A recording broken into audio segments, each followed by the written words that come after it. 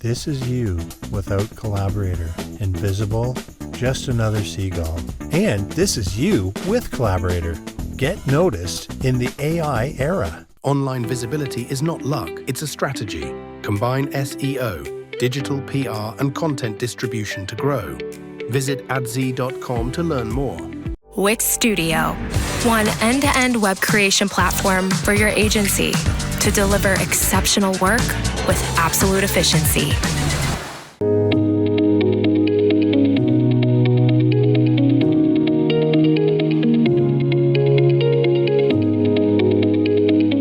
Let's get started. Who am I? I'm Malte. We already heard what I do. How did I spend my last 10 years? I worked 5 years at Idealo, as we call it here in the UK. Largest price comparison website in Europe, was running SEO and also AI search there. And also spent 5 years building SEO tools at Searchmetrics. Why did I mention Idealo? There's this nice website, SimilarWeb, where you can see which websites actually gets the most traffic out of search engines or out of also things like ChatGPT, Perplexity.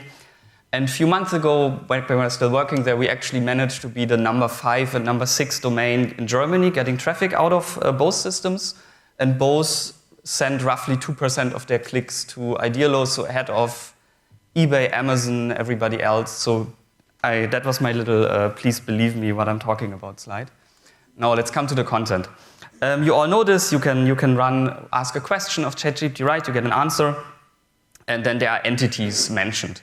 And depending on what you care about, different entities might be what you consider your brand.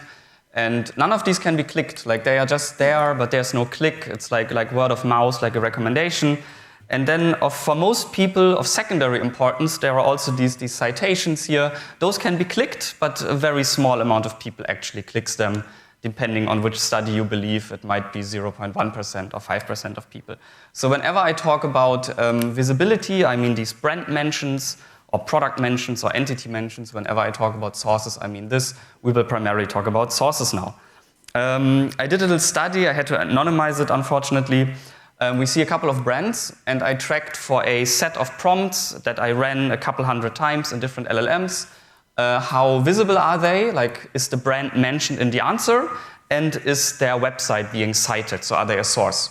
And as you can see, there's like a general correlation, like the websites that are used as sources, their brands are also mentioned more often, but it's not always true. Like it's true for the number 1 here, but you can also have your brand mentioned in 15% of the answers without ever being cited as a source. That very likely means 2 things. Number 1, there are other websites out there that speak positively about your brand, maybe as a result of PR or digital PR.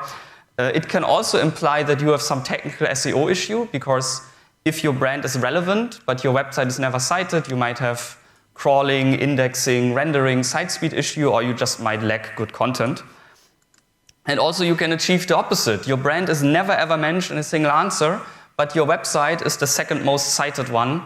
Like if you're an affiliate or ad-based website, this is probably okay. If you're a brand trying to sell stuff, you probably also want your brand mentioned in the answer. We recently had a client, when they started with us, they were the source for only 3% of the chats that we were running for them. So a chat is like us giving a prompt to an LLM and then checking the answer. And they brought their citation share up to 61%. And in the same time, their brand mentions, so in how many of the chats were they the answer, went up from 3% to 34%, and it aligns almost perfectly. So being the source can actually have a big impact in terms of getting your brand mentioned. So do we believe that different LLM-based search and answer engines use different sources? Do they all use the same one? It would be easy if they all use the same one, right? Let's take a look.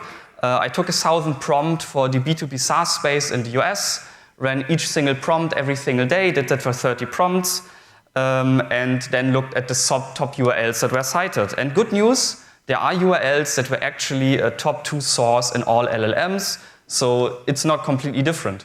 There were also other sources that were features in all of these, but there were also URLs, like here's one from, NetSuite, one of the worst software products in the world. I hope you never have to use it. Sorry if anybody from NetSuite is here. It's the second most cited URL in ChatGPT for these 1,000 prompts. It's not in the top 10 for Perplexity, not for AI overviews. We can also find like a URL from Cometly, top most cited URL in the AI overviews, not in the top 10 for ChatGPT or Perplexity. So it's different pages they are citing, right? Like this I think we have to accept. Maybe the domains are the same, yeah? Maybe that makes our life simple. There are a ton of studies, and if you track a large amount of prompts, you will always come to the result. YouTube, Wikipedia, Reddit are the top sources, but actually if you dig in for your own topic, it might be very different. I did it here for the space of fried chicken in the United States. And let's maybe look at the non-social media top sources, and I removed some of the less known brands.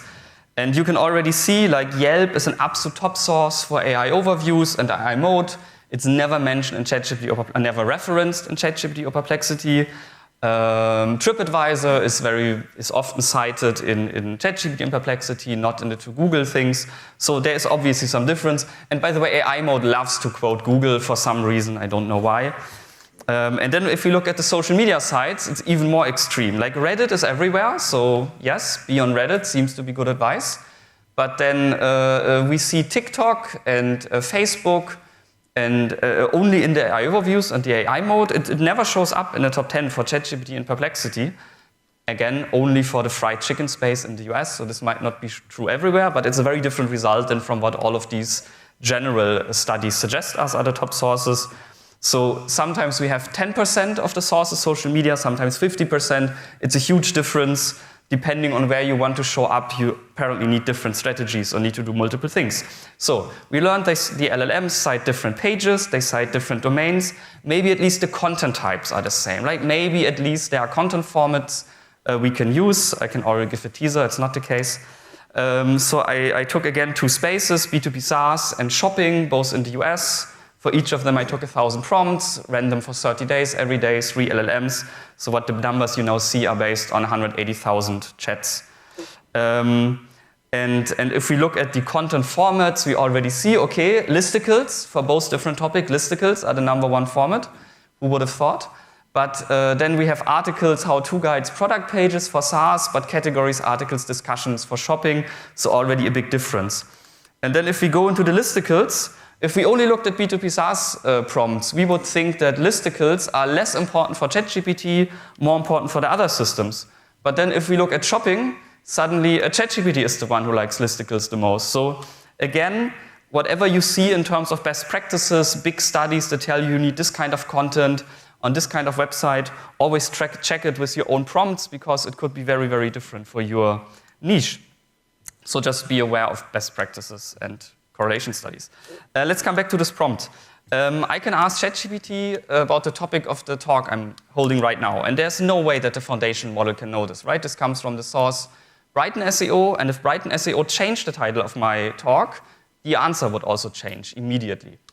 So if we think about that, if we change what is written on the URLs that are being cited, we can change the answer of the LLM. This sounds like a very interesting attack vector for SEOs, so let's talk about that for the rest of my talk. If you have an article like best vacuum cleaners, do you think there are ways to use money or other forms of influence to get your product listed there? If there's a directory that ranks SEO agencies in New York based on user-given ratings, can we do something sneaky to change the results? Probably. What do we do with this? My recommendation is running a couple hundred prompts, a couple hundred times, and then extracting like the top sources. The screenshot is from Peak AI, by the way, the software I work at. And then let's say you do this for your space and you realize all the top sources are my competitors. That probably means you should take a look at what kind of content your competitors are creating, then create similar content your own.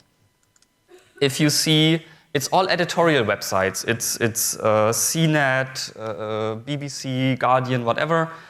Probably digital PR should be your first tool to use. But not always. It's not always the only option. Sometimes you will see that even listicles, advertorials are being cited by LLMs. This has already been reduced a little bit, especially by ChatGPT. But there are many newspapers where you can buy an advertorial on their website, and it's an article that is indexed by Bing and Google, and it gets cited by LLMs. And when we had one client in the insurance space, we actually discovered that a web competitor was the #1 most cited one for a certain niche, and they were doing it a lot with advertorials from a large German newspaper. So also check that. So if it's editorial websites, digital PR is of course the best tool, but also sometimes advertorials can be a shortcut, even though I think they will start working less and less, because the more I talk about this on stage, the more the pressure is for LLM companies to do an update against it. And then there's another thing. Sometimes you see like little disclaimers like, New York Post may be compensated and or receive an affiliate commission, blah, blah, blah. What does it mean? You're reading an article that's actually just an ad. And many news publishers today, they have journalists, but they also have a team of commercial content people.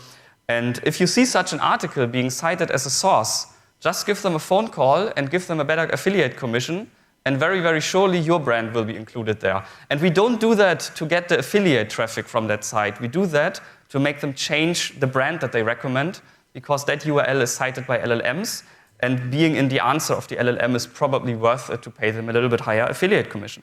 So we have 3 vectors to change the content of news publishers. If it's most user-generated content, social media sites, what can we do? We can create content on our own. We can maybe, if it's LinkedIn, maybe we can convince our CEO to start like a LinkedIn newsletter, write on LinkedIn Pulse. If it's YouTube, TikTok, Instagram, we probably need to talk to our colleagues who work with the influencers and creators, maybe convince them to use certain keywords, put them in the title of the videos, or at least use them in the video, then they become part of the transcript. If it's Reddit, it becomes a little bit more ethically gray, I would say. There are brands that have no problem using 10 fake accounts to influence what's happening on some subreddits. If anybody needs agencies for that, I can recommend a few. But also many brands will probably want to stay away from that. And personally, I would also do it if I'm building a long-term brand, because it can also fire back very, very badly. If you see mainly corporate websites, this is a tricky one, because most corporate websites, they have no incentive to mention another brand. But if you see a website there that is a partner of yours, or they are in the same space, but you're not competitors, sometimes you can do stuff to get some of your content on there, get your brand mentioned there. If it's e-commerce websites, and this is an interesting one for everybody who's like a brand that's actually creating products that go on e-commerce sites, they often have these retail media offerings. And most retail media offerings, I don't know if it's like stuff like having your banner ad served via the ad server, we don't care. The LLMs can't see that. But if they have retail media offerings like, oh, in the category text, bathroom, I can mention your bathroom towel brand, then that's interesting, because that is something that LLMs might pick up on, might cite. So it's always worth it to check the retail media offerings of online shops and marketplaces to see if there's something in there you can use to change what is the content on their site that also the LLMs are seeing. I have an interesting success story. We had a client who works in the financial space, and they were not mentioned in any answers in Perplexity for a certain category. But in Google, they were dominating this, and also in Bing. Like in SEO, they did everything right. They are the market leader, but they were in 0% of the answers. And they did one change that brought them to 23% mention rate in the answers, which made them the market leader also in Perplexity. And what happened is this. When you ask for the whatever service in the financial space they provided, you would get a long list with competitors. And our client was cited as the source for most of these competitors. Like they were the most common source in here. And what happened is this. They created an article on their site saying, hey, we are not the right solution for every customer. We are not the best fit for everyone. Here are 4 competitors we trust who have been around for almost as long as we have. You can go with these if you don't want to go with us. Since they were ranking so well in Google and Bing, they became the #1 source, because this, I mean, at the end it's based on ranking, right? Then you become a candidate document. And since their own brand was not specifically mentioned in this article, they were not cited, as they were not mentioned as the brand. They were only cited with their domain. So what they did is they just changed the wording of this one article a little bit so that they could put themselves on that list on #1. And this is where they made the change. And the next day they started being visible in answers. So just doing everything right in SEO is sometimes not enough to also be visible in ChatGPT, Perplexity, AI overviews, etc., etc. Yeah, this was my talk. Since I still have 5 minutes, I talk too fast. I can share like a slide, like little backup thingy. If you want to manipulate what Grok is doing, it's not that big in most countries, but like it has a couple hundred users in India, for example. It relies incredibly heavily on X. So I have one example where for the grounding process, Grok used 25 websites and one tweet. No, not tweet, X post, we are calling them now, written by me. And it almost word for word cited my X post and it basically ignored all the websites. So if you want to influence Grok, being active on X seems to work. I have never tested if you can run big influencer campaigns on X to do that, but if anybody cares about that, you can do that. Yeah, that was it from me. All the screenshots you saw, as I said, from our tool, Peak AI. If you want to see what it does, there are 3 good-looking gentlemen in the back wearing black who can show you what it does. And yeah, that's it from me. Monthly reporting making you want to shove sharp things up your nose? Try Dragon Metrics, the all-in-one SEO software with mind-blowing reporting tools. You've got 2 blind spots, keyword rankings and LLM visibility. Now, most tools solve one, but AccuRanker solves both. See how at booth number 18. Demand Sphere. Limitless visual insights from the SERPs. Unlimited dashboards and users. Easy to use and easy to scale your growth to new levels. Wait, before you go, want to stay on track with where search is heading? Download Search Pulse by Reflect Digital today. It's game-changing.